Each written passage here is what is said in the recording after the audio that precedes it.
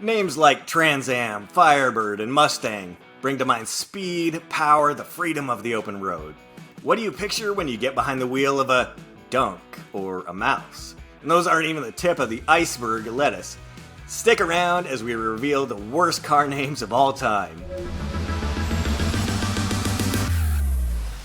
We start with the Renault Le Car. Competition for the Volkswagen Rabbit. The Le Car, that's French for the car, was described in 1982 as low on style but high on personality. Personality or no, we don't know what's worse, looking at it or saying it. Any way you slice it, Le Car is just le thumbs down. Not to be outdone by Le Car, Honda named their 1999 vehicle Le Great. It was a noble try. Unfortunately, this minivan proved to be not so Le Great, as it's just a rebadged Odyssey for the Japanese market. And frankly, it didn't really do so Le Great in sales either. Le bummer. Maybe Honda is a glutton for punishment, or car naming just isn't their thing.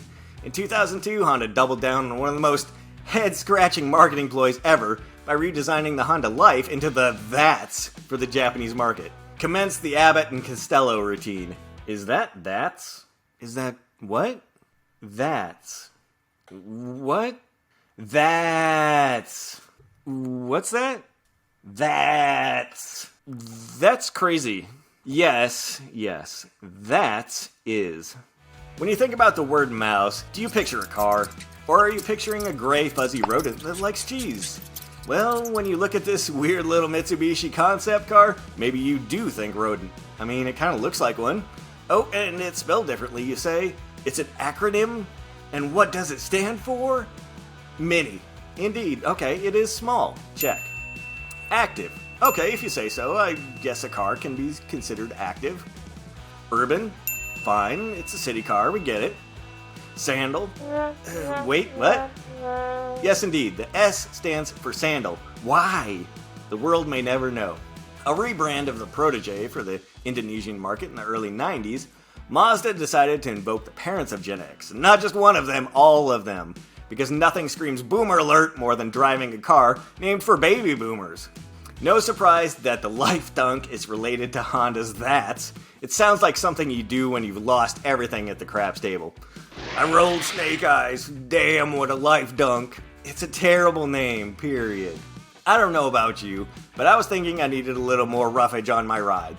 But should it be iceberg, romaine, or God forbid, arugula? So bitter! All joking aside, the lettuce was named so and shaped so because, according to Mitsubishi, it was marketed to Japanese stay-at-home moms in 1989 and was even sold in Japanese supermarkets that year. Pass the ranch dressing. Driving to Mordor to dispose of an evil ring, then Isuzu's 1989 mid-sized SUV, the mysterious utility wizard, might be your vehicle of choice. Meanwhile, wouldn't it be lovely to own a car called a Fairlady? With a little bit of luck, you can park it on the street where you live. Okay, enough with the My Fair Lady jokes. This one is actually a pretty cool car. But Fairlady doesn't exactly evoke images of a powerful two-seat sports car. Maybe they should have called it the Henry Higgins. If you're trying to avoid the jeering of the peanut gallery, don't name a car with a maximum speed of 109 miles per hour a Rapid, and 0 to 60 in 10.4 seconds? Rapid it's not.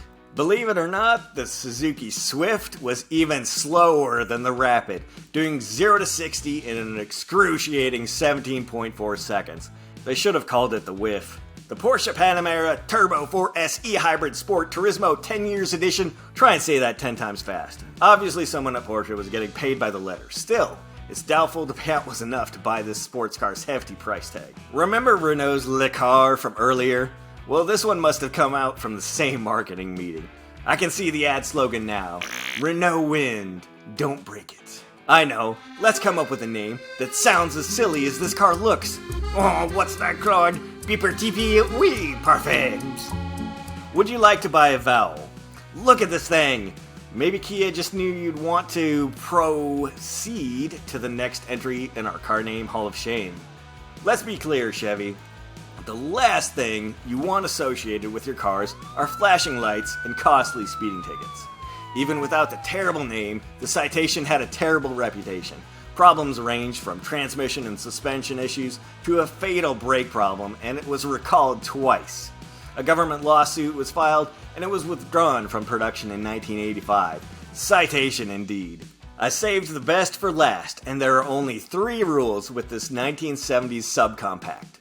Don't expose it to bright light, don't get it wet, and don't ever fill it up after midnight. Did we miss any horrible, no good, very bad car names? What are your favorites or least favorites?